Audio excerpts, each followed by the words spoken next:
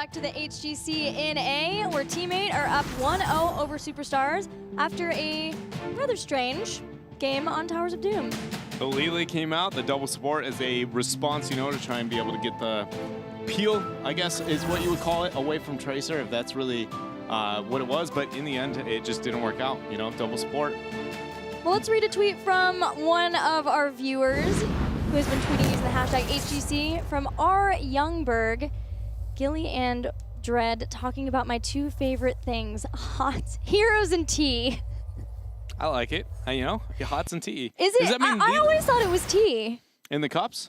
In both, well, first of all, Lily is a child, so yes. Second of all, She's a walking panda, and you're worried about her age when it comes to what's in the cup. Okay. Walking, talking panda family, and you're worried about that. How does that even work out? Okay, that's just always what I assume. Okay. Same with brew, although he is a brewmaster. Are there brewmasters for tea? I don't know. I don't know if that works out. I don't even know if there's an alcoholic drink in there, to be honest. I always figured it was. I have no idea. Chen's getting weird, you know? Yeah, it could be. We're going to go over to our Battleground bans and picks once again in the pool. Now, I'm thinking Superstars will probably want first pick. That has been the classic choice for teams, even teams who initially wanted to have the Battleground pick are starting to shift over. Teammate picks Infernal Shrines. I thought that they would choose Cursed Hollow, knowing them, but instead taking us to Infernal Shrines. Yeah. Oh, no, they can't because Cursed Hollow was banned. That makes more sense. Yeah, a little bit of a choice there. Infernal Shrines. Well, we have to consider Kerrigan, even though apparently she's not a thing anymore. I think with Glau, I feel like it would have to be. Thing. Yeah. But he played Medivh, I think, when last they were on Infernal Shrines. I don't know. I guess we'll see if, you know, but again, for you guys at home, he pretty much started as, you know, a Stitches and Kerrigan main is what Glaurung really kind of started his career here for competitive heroes out with. And obviously he's evolved to a couple others, Medivh now being the most recent addition to the arsenal. Yeah, this is where they had that Medivh, Malfurion, Diablo, Sylvanas, Nazebo composition. All right. That was a bit of a doozy. We've seen a lot of Nazebo. I wouldn't be surprised if we do see more Gul'dan and Nazebo here on Infernal Shrines. Either way, though, when it comes to the bans, I would ignore Artanis. I wouldn't be too worried about him at this point in time. Here's what I think is brilliant from the side of Teammate, is that they did just show up their first series with Medivh to the point that it's kind of scared, I think. I think the hope was that they scared teams into banning Medivh so that they'd get Ragnaros. And Glau even alluded to that a little bit in his first his interview when we talked to him. Okay, so Ragnaros, Tassadar, and Vala. Yeah, the Taz Vala rotation is beautiful. It's going to force the Ariel ban out of Superstars. Superstars now, with the Kerrigan removal, Ragnaros does pretty well. He can, on the Shrine itself, he does well when it comes to the wave clear too, so they have to consider, you know, if they want to put him in one of those roles, and if so, how do they compensate for it elsewhere? I personally like him as a split push, at least for the first rotation, and then you can worry about control later. So somebody else to make up for that. They're going to go with the Zarya, and in fact, it will be the Gul'dan. This seems like another case where Teammate goes to a Battleground where they know that their opponents have to ban something that they're scared to play against, and this one, Kerrigan, if they don't want to pick it up, and then that has enabled Teammates to get Tassadar and Vala. You're going to ban Lieutenant Morales? Don't understand that one. The synergy with the Gul'dan, I guess it's removing, because they know they want to ban Ariel. Actually, that was really clever. Typically you want either Malfurion, Ariel, or Medic. They banned the Medic, knowing they had to ban the Ariel because they don't want Tass, Ariel, and Vala on the same team. And then, in fact, you pick the Malfurion and proceed to go cha-ching. Wow. Got a free win. Yeah, I do think that Teammates drafting has been very impressive throughout HGC. I let the Ariel through, to be honest. Maybe not. You still have Rhaegar as an option. Oh, goodness, but they're making the change. I take it back. Don't do that. Oh. They banned it. They banned it. All right, so now it's going to be Ariel what is the answer. You know, Glaurung was rather giddy in his interview about the drafts he was able to obtain during week number 1, and I can't help but feel like he's got to have that same grin on his face right now. Trying to look and see. Buds has played Ariel so far, so that is maybe something that they're looking at. Tasfala Ariel. Could be that they want to get Malfurion anyway, though, looking at trying to pair together Roots with something else, like maybe Diablo, if that's the way that they want to go. Have it some more chain crowd control options. Yeah, I would love Diablo. We are yet to be able to witness him on Shrines. No, that's not true. We have seen him on sound already before, but I'm surprised how low value he's kind of been when it comes to Infernal Shrines. So there's the Malf. Yes. There is the Diablo. So they love it. opted into the Diablo Malfurion over the Diablo Ariel. Interesting choice. I think that goes straight to the synergy of Justing and Buds. You think? Okay, that makes sense for the kill potential, you know, on the flip and everything else. But I mean, with that medic play that they were looking for and then letting it go through, now you have the next best answer to, you know, the Zarya Gul'dan Ariel trio is going to be very, very powerful here in the hands of Superstars.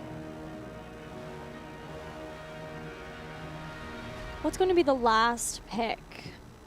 Is Zarya solo warrior? I think it's going to be Ariel, and then I would expect it to be either ETC, or I think it would be... What other warrior would be a solid one? It could be a Tyrael, but I wouldn't do it. I would not want to see a Johanna, but they may. It's going to be ETC. All right. And then there's no way they go Rhaegar, right? They might want the Shrine Control, actually. They might go Rhaegar? Either way, yeah, they want the Shrine Control. So they, in fact, are going to put... If you pick the Rhaegar, I think what that does do, and then Medivh, last pick here for Glaurung, double shields. So when you pick the Rhaegar over the Ariel, that means, and with the Gul'dan, that means you're putting heavy focus on the Shrine, which means Ragnaros now should be set off into splitting the side lanes as best as he possibly can. So he's going to fill the role of like Zul used to back in the day during the first two Shrine rotations, and then the rest of them are going to not be too worried about it as well when it comes to controlling the Shrine themselves, because they've got Zarya, they've got Gul'dan, and Rhaegar with Lightning Bond, or whatever level 1 he wants to take. Either way, he is probably the best support when it comes to the clear. The big question for me for Superstars was whether or not they wanted or were willing or could play Ragnaros. So now we're going to see that be answered, because my problem or concern for Superstars going into this matchup was that we hadn't seen them play either Ragnaros or Diablo. And when those become a problem for them, looking at how Team 8 was able to play so well with both of them, they were going to have to try to manipulate draft. Now we'll see how they do with Ragnaros. Yeah, I very much agree. It's going to be exciting to see how it plays out. Now, we have Medivh once again for Glaurung. I guess, again, it's going to be the same situation as we had before, where he's just like constantly manipulating him, especially when the Diablo. It seemed to me like the biggest synergy for him was Diablo. Yeah, I am a little bit more afraid with this, just because the raw amount of survivability that's built in the composition and how little damage there is. It is something I'm looking towards. Tassar is obviously kind of that hybrid, can do a little bit of both. Same with Medivh, so it might be just enough, but into the Gul'dan, into the Zarya, I am very fearful if Diablo doesn't, you know, pin somebody against the wall and get a couple kills early on. If this makes it later, I do think Superstars might have a comp that can just out damage, like we saw with Freedom and Gale Force Esports with the Medivh double support. Right, well, we are ready for that game number 2 to see just how Team 8 is able to do with Medivh on Infernal Shrines.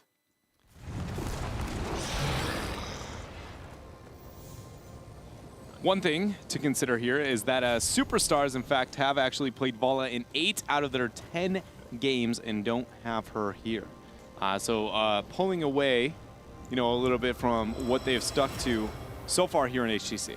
Yeah, that has been a constant for Superstars, but they wanted to get Ragnaros, did not want to give that up to Team 8, which makes a lot of sense.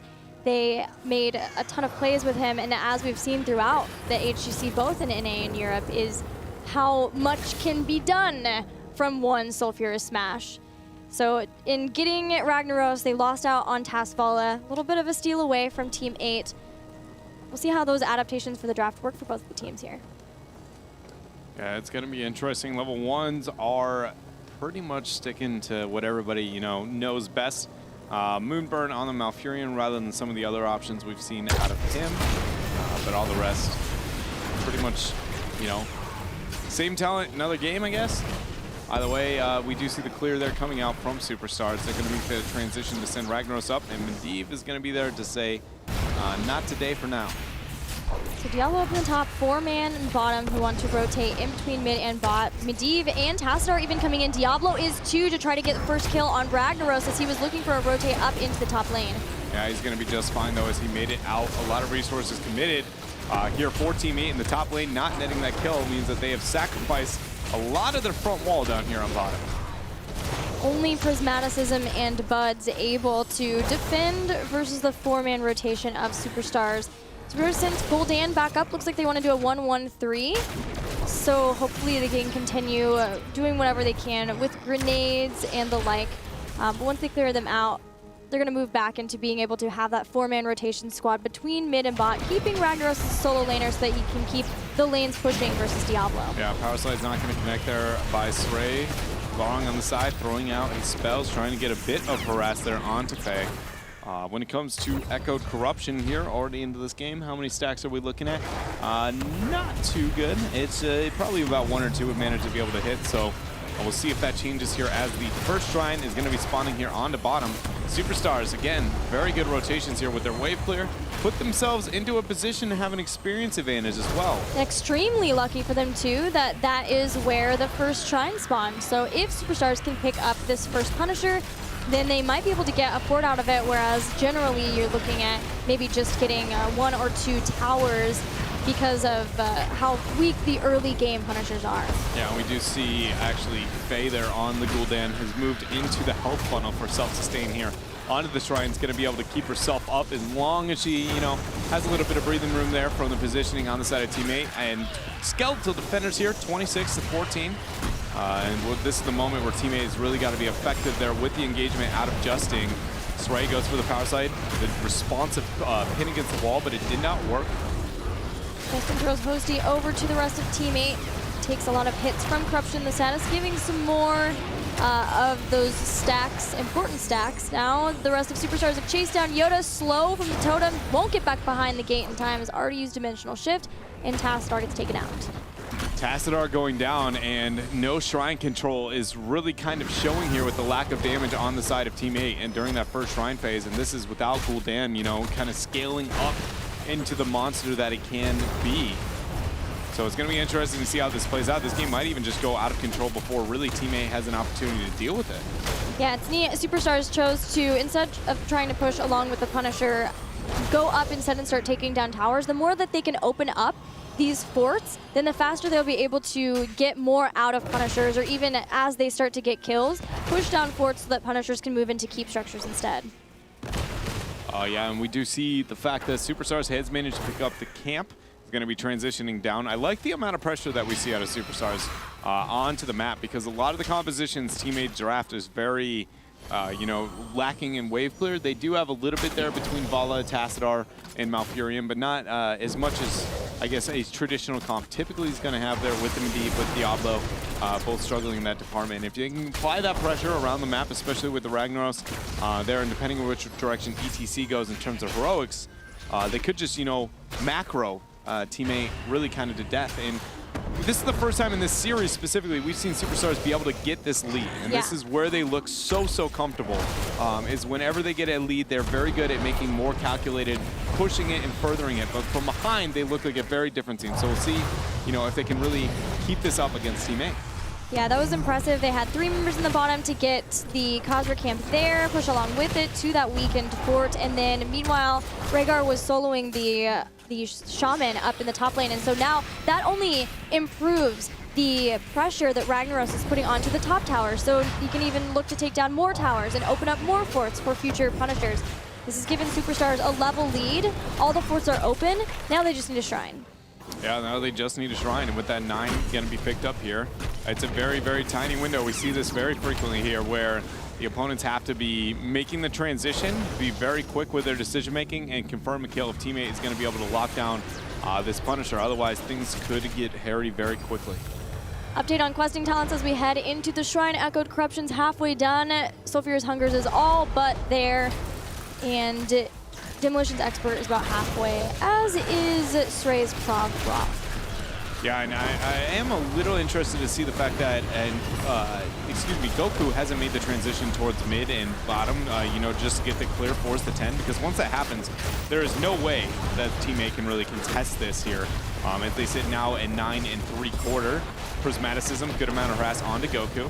Justin is going to get the zone. There's the pin and the flip onto Iacona. The root is a follow-up. He's in a tough spot. Good job from Saray for the peel. Posty moves up, throws out a couple grenades. Medivh going to drop the shield once again onto Justin. But 10-17 when it comes to skeletal defenders.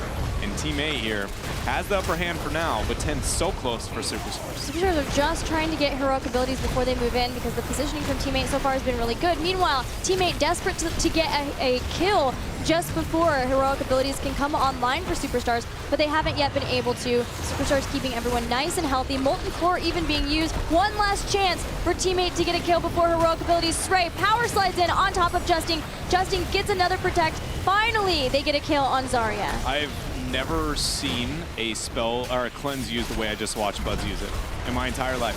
Justin is in the chokehold to be able to get the body block. He knows the W coming out from ETC is going to be able to knock him away to get him away, so he just cleanses just to make sure he can upkeep his body blocking and be able to confirm a kill. That was very well done coming out from Buds. And 10 has now been picked up though for Superstars. See if they can make anything happen. A man down, but experience is up. Ancestral ends up hitting onto Saray, not onto Goku there. Iacona missing a little bit, and it might cost him his life. Justin's trying to pursue him. His Shadow Dash not going to be needed as Prismaticism is going to be able to clean it up. Ooh, I was worried for Glowering there because he hit Portal and went in after Ragnaros. And I was like, not the stacks, because he's only halfway done with Master's Touch. But realizing that he was in a risky position and could have just made it another 1-for-1 trade, he instead moved out. Team 8 played that excellently. Oh, yeah. They got the Shrine. They were down heroic abilities. Got the kill, knew exactly when they had to. Absolutely had to get a kill. Got one and got themselves back into this game, most importantly. Oh, my. Oh, Leyline Seal Apocalypse Destruction! Very well done there, confirming the kill. Buds is now in a tough spot. He's going to be able to peel away with the nice frozen there coming out from the Punisher. Beautiful portal play coming out from Glowering once again, putting on a clinic on how to play Medivh here for North America. As this top board is going to be falling relatively quickly. Somebody let Buds tap a well, please. Oh, that's the struggle, you know? You're the support that gives everybody mana and health, so nobody thinks you ever need to go back. Like, nobody took a minute to think about, how does Malfurion feel about this? What does Buds want out Seriously, of this game? It's actually... I can tell you mana is one thing, definitely. It is it's a bit of a struggle, management of mana there. Win on the Malfurion, because, yeah, you can really make your team just stay alive forever. The question is, you know, whether or not you have that HP. And speaking of that, stage dive, though, is going to come into play. Portal used by Glowering. It's Leyline Seal not out for 20 seconds. Strafe is, though, for 7. So heroic used here by Superstars, but not there to be able to net the kill. Nice win for Team 8 to put them back into this game.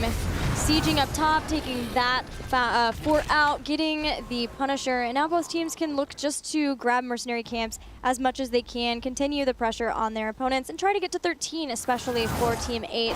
Maybe open up a window for another fight. Yeah, things are about to get better as well for Faye, specifically on that Gul'dan, just getting the Echo Corruption finish.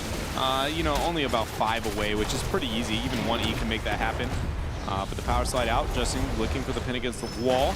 Ragnaros is getting the Shaman Camp in the top lane. 13 talents here will be picked up here for Team 8 over Superstars and during the next Shrine phase.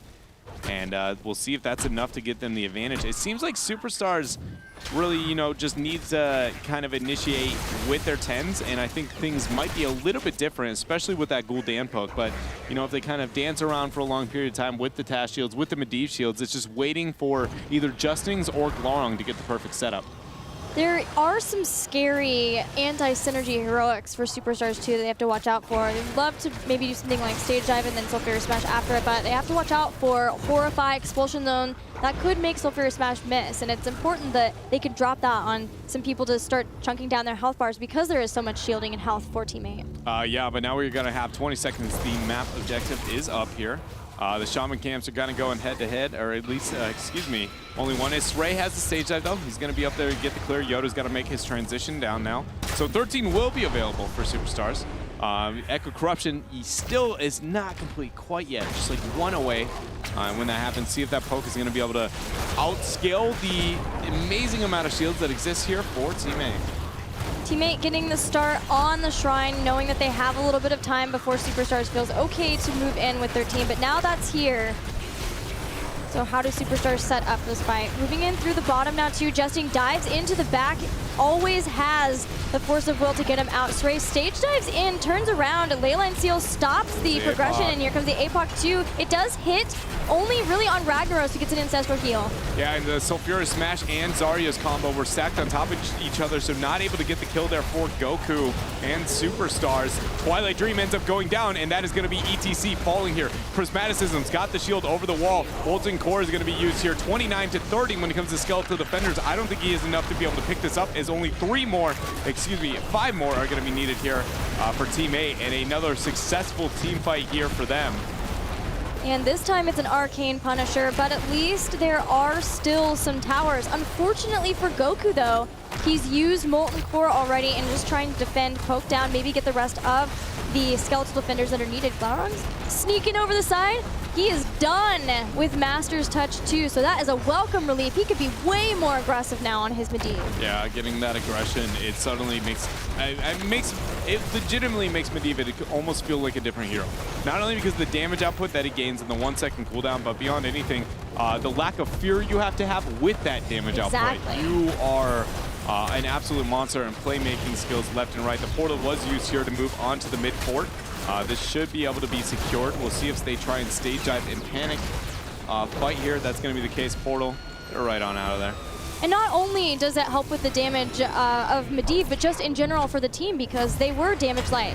Nice ice block from Bud. Stop Sulfuras Smash. Not today when you get this Malfurion kill. Yeah, very well done there for Buds, who is slowly, he's becoming a playmaker here for this team.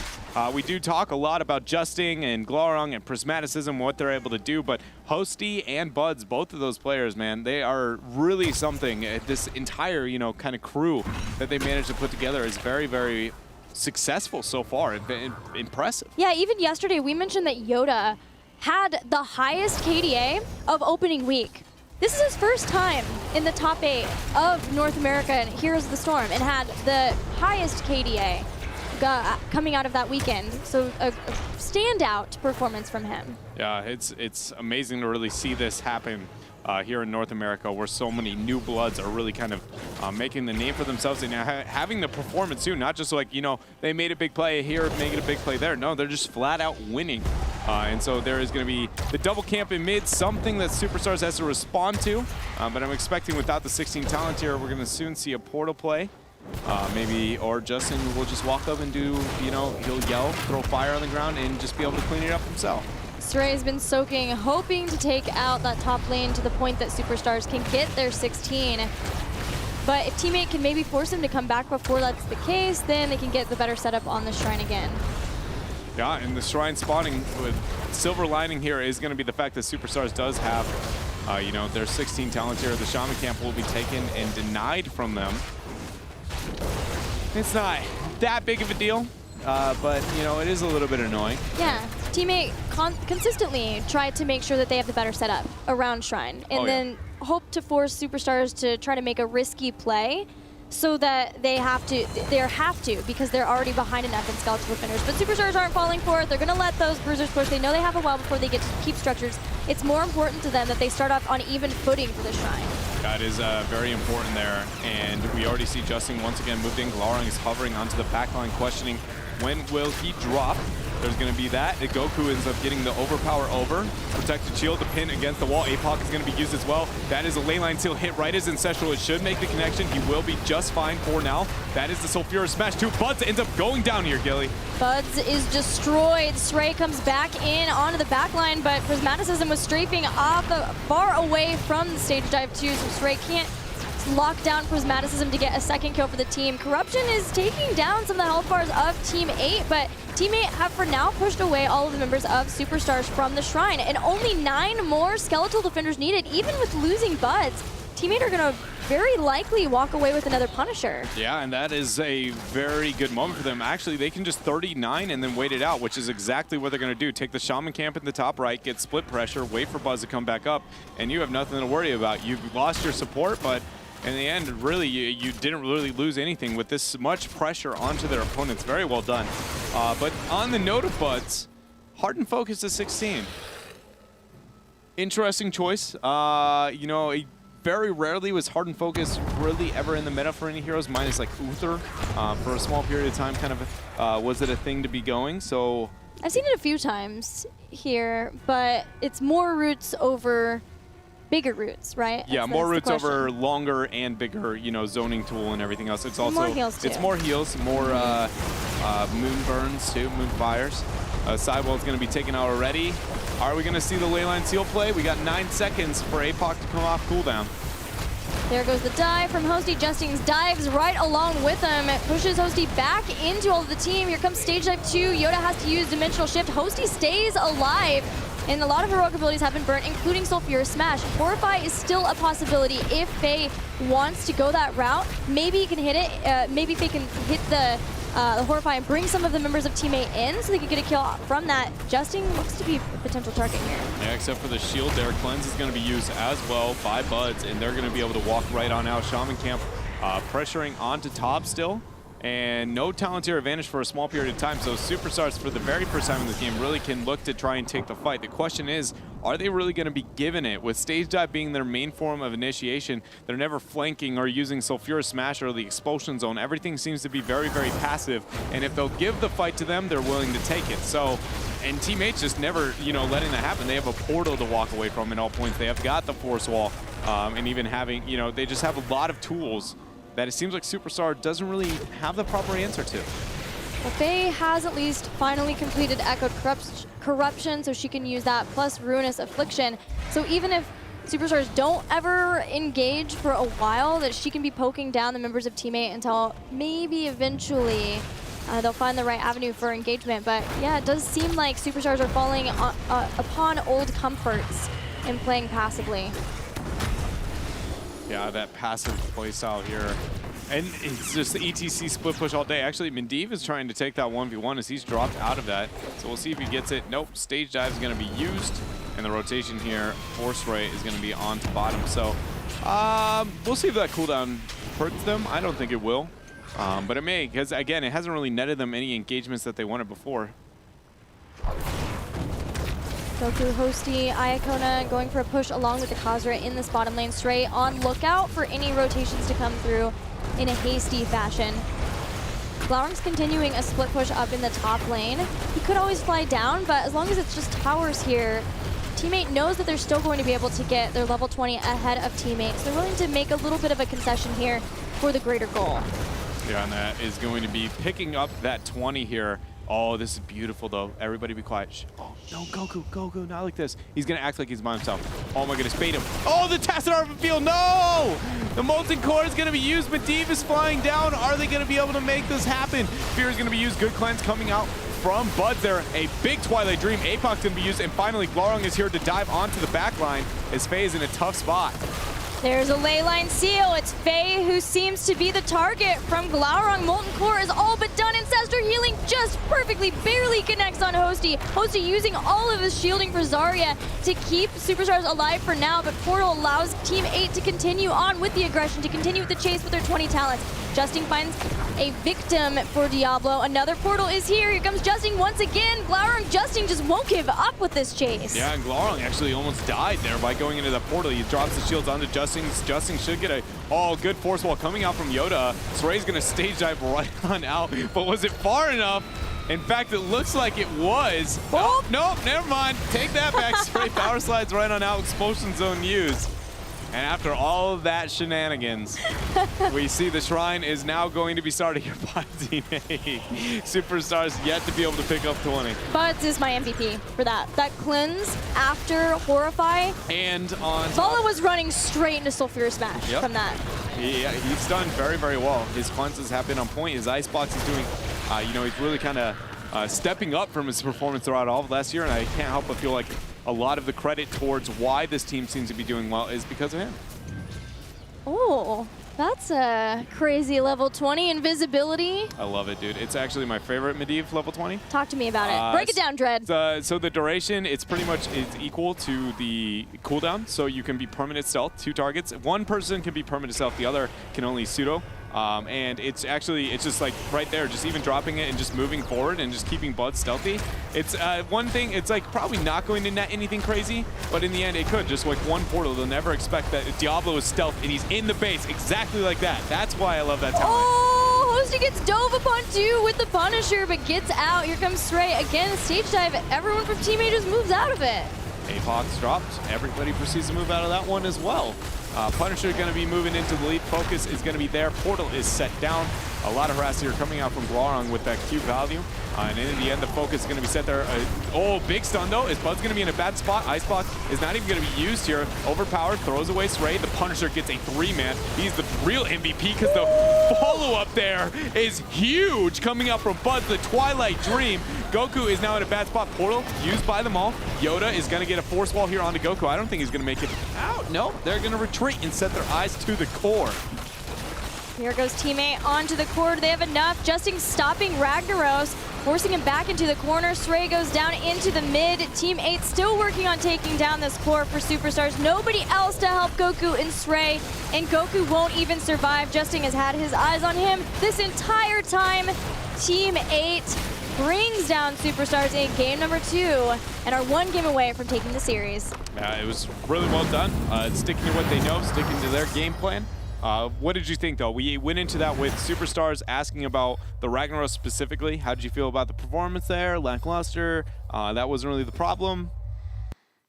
I don't know. It's hard to decide. We didn't really see a ton of Goku. I think more it was like the synergy just wasn't there with heroic abilities again. Like for me, it was more the stage dives. Just didn't seem to do a whole lot. But again, Buds, the one time they almost had a kill, Buds had a money cleanse to get Vala out of that position. Yeah, and he did the peel coming out from Buds. So for me, I was impressed most by Buds, I think, throughout that entire game, for sure. And yeah, I agree. The stage dive, you know, it didn't feel like it did too much. Granted, it wasn't like it was Stray's stage dive specifically. It's just a stage dive. Doesn't feel like it does that much in terms of impact of the game. So interesting choice how it played out. And in the end, Team 8 just keeps doing what they do best, I guess, is really just picking Medivh and winning the game, or putting Glorong at least on one of his heroes and then winning. Well, we've got